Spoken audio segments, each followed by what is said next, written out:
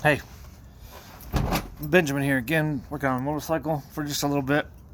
Thought I'd bring you along for the ride. Whilst I'm doing this, try to get something, two birds with one stone here. You had to take the front tire off and take it in and get a replacement ordered. And then I gotta put a new tire on and look at an oil leak I got going on later, as well as fix some things on the truck. So I don't have my kiddo this week because it's spring break, and the ex has got him for spring break, and I've got some time off, so I might as well get some stuff fixed, some stuff done while I actually have the chance, right?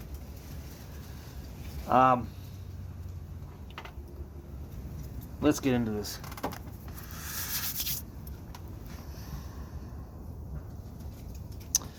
I was talking with some coworkers. I've had this conversation maybe twice now. One in particular, though. I work around a lot of nurses because of my job. And I remember, I may have shared some of this, but I don't remember for sure. This lady was talking about how horrible her boyfriend is. You know, how he didn't do the dishes or something like this. And how he was inconsiderate. Which happens, of course. I mean, right? We all do it to each other on occasion. Now, to me, but again, I'm a guy, I'm not a woman. I don't think like a woman. It sounded kind of trivial. And they were asking my opinion on some of these things. Why do guys, why do guys do this? Why do guys think like this? So on and so forth. You get it. And I said, okay, let's have a talk. So, they were good enough to humor me. And I said, look, here's my thoughts on relationships and men as a whole when it comes to their woman. Now, we are a Judeo-Christian value nation. The West comes from Judeo-Christian values. I mean, less and less so it seems like, but nevertheless, the building blocks of our culture and society is Judeo-Christian values, right? Puritans, Protestants, Catholics, these kind of things. The pinnacle of the Christian faith, Catholic or Protestant, Christ himself, right? Now, Jesus says in Scripture that there is no greater love than this, that a man lays down his life for somebody else, that a man lays down his life for somebody else. There isn't a greater love. There isn't. It doesn't exist. He's saying no greater love than this, that somebody laid down their life for somebody else. Now, keeping that in mind, I was asking these ladies, I said, do you remember the Aurora shooting? I mean, they're young, too, so they don't hardly remember any of that stuff. It was a long time ago now. And these kids were, like, in middle school then, you know.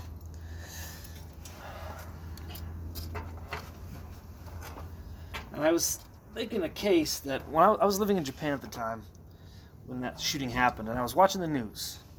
And this lady news anchor comes on and she says, because this has been going on for decades, just man bashing, man shaming, you know. And she says, men get such a bad rep in our society that the lady was saying how she was addressing the fact that like men were jumping in front of bullets, right?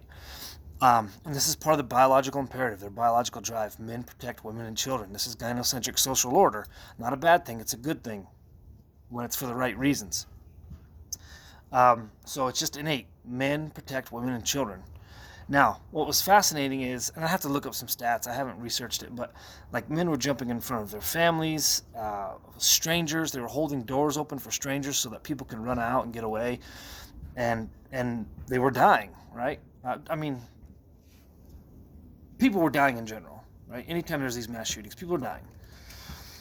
And then there's usually a male that is holding doors open for people. He's distracting a shooter. He's engaging the shooter. Something like this is going on.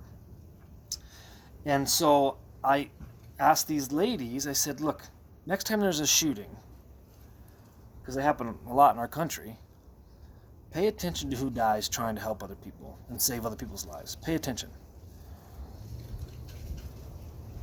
Who dies when this is happening? Oh, this is first. Typically, it's men. And what I find fascinating is nobody had to give these men a class on how to do that. Nobody had to give these men a coaching in what to do in these situations. They just do what men just do, protecting women and children.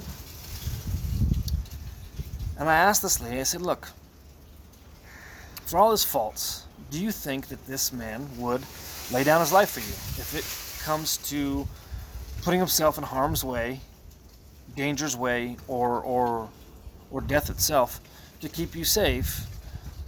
If he had to make the trade, do you think that he would protect you and do his best, including up to his very life, to keep you safe?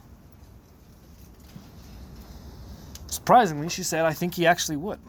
He's a good man, and I think that given that decision and, those instant make a decision now type of a thing, I think he actually would do that. I said, well, according to the pinnacle of our society, there isn't a greater love than that. It doesn't exist. So for all his faults, he didn't do the dishes, that son of a bitch. He didn't take out the trash. Oh, the horrible man, whatever. He said something mean. But at the end of the day, the ultimate display of a male love, perhaps, is him actually laying down his life for the one or people that he loves. And I can tell you that growing up as a male, my thought process is male.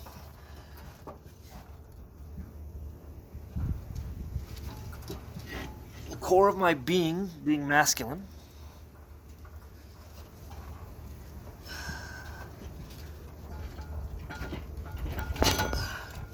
Like most men, we are taught the highest possible value, the highest possible chivalry, the highest possible commitment and dedication is to lay down your life. It's a subtle teaching or indoctrination, let's say, but it's there. And I would like to make the case that, Ukraine, what's going on in Ukraine right now? This isn't a bad thing, this is a good thing. Gynocentric social order can be a really good thing. Right now we are seeing, at least from what I know on the news, right? I'm not an expert on this. Trains and things that are being loaded, women and children first. And if there's anything left over, men can evacuate the country. This isn't a bad thing. This can be a good thing. Like I said.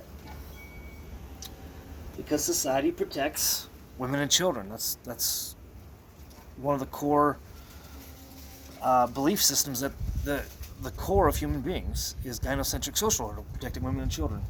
Non-debatable. Now, what's interesting to me is that you have so many volunteers going into Ukraine. People are flying into places like Poland, either to help with the humanitarian, just the refugee crisis, people fleeing Ukraine, to help out with all that, or men are going into battle. Some of them have never been to battle. Some of them are former soldiers. They have skill set that makes them valuable or useful, and they're going in. And it's amazing. It's a grassroots thing. No one's telling them. No one's ordering them. This isn't a government thing saying you have to do this. It's people saying, hey, there's this need, and I want to fill it. And from what I'm seeing anyway, like just following this kind of stuff on the news and such, it's men. And I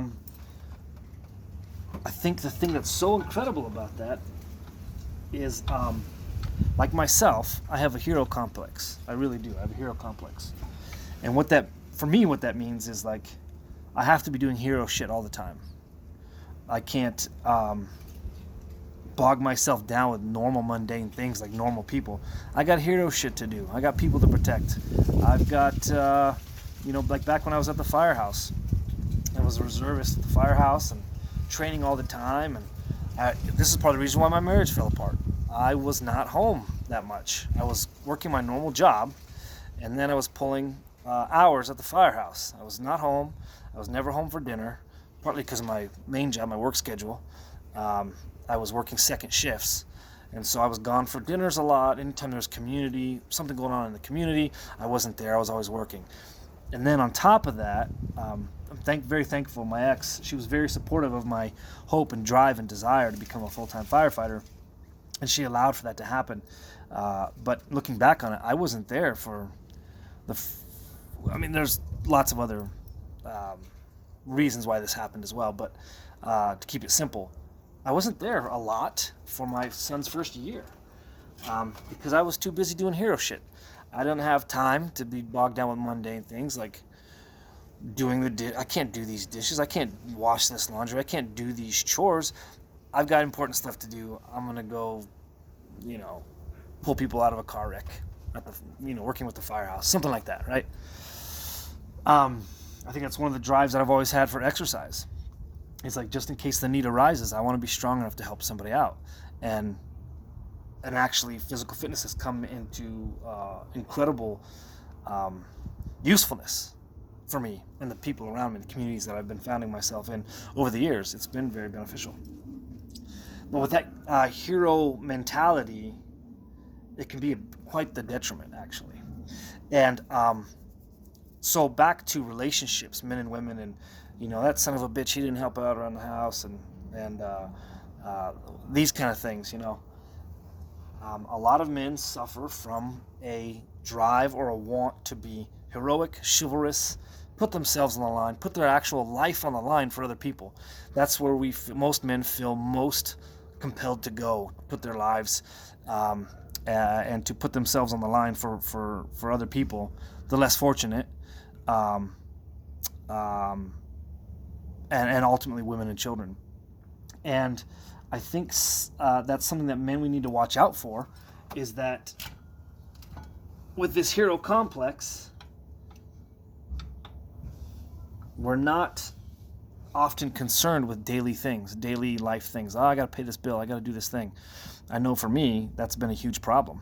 I haven't fully been able to engage with people or relationships that, unless it's something heroic or grandiose or a bigger idea, it's hindered me from having relationships that are normal, unless it pertains to something incredible or seemingly incredible in my own head. And so, ladies, I think perhaps, and I know I'm not the only man who's raised that way. We're raised that way. The hero complex. And so, ladies, in my opinion, a lot of times he's not trying to be dismiss you or be dismissive or be unhelpful or unromantic. It's just that he has a real hard time thinking normally, doing normal things, because in his head, especially if they're like me, and I know quite a few men like me, it has to be grand. The idea or the thought has to be grand, and if it doesn't lead to something that's bigger, in big scope of things, big picture, something heroic, something he can get glory out of or real satisfaction out of, he almost can't engage in it. And this is why you're seeing men line up to go put their lives on the line in Ukraine. No one told them to do that. They didn't have to take a class. No military is ordering them to do it. Men want to do heroic shit. And so they're lining up like crazy to run into the fray in Europe to give a shot at being heroic.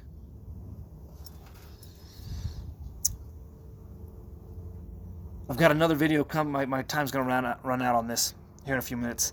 But keep that in mind. There's a great movie, I'll come back to this. There's a great movie that displays this, 3:10 to Yuma, a Christian Bale movie, 3:10 to Yuma, where men are lining up for stuff like Ukraine, and I think perhaps they'll continue to do so because they're tired of their mundane, boring lives. They're tired of punching a fucking clock for a company that doesn't care about them to make money to pay stupid bills, and oftentimes go home to an ungrateful family for the work that they do. This is not a sexist statement. I'm saying this is how men feel. And so in order to escape that mundane reality of punching a clock for a boss that they hate, to go home to a wife that holds them in contempt and children that don't respect them,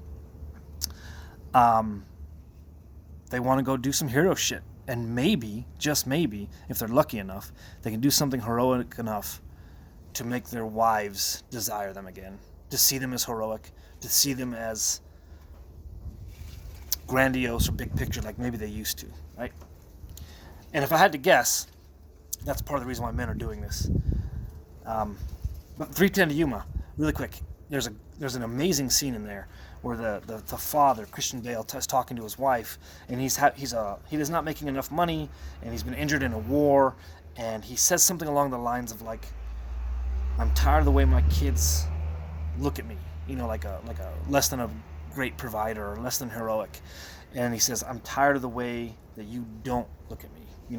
Just no desire for her husband, no desire to be wanted, and so he thinks in his mind, if he does this act that creates the story, he can be heroic again and make some earnings, and maybe she'll look at him different again, right? So he wants to go do this this job that's dangerous, so that maybe his wife will want him again, and maybe his kids will respect him.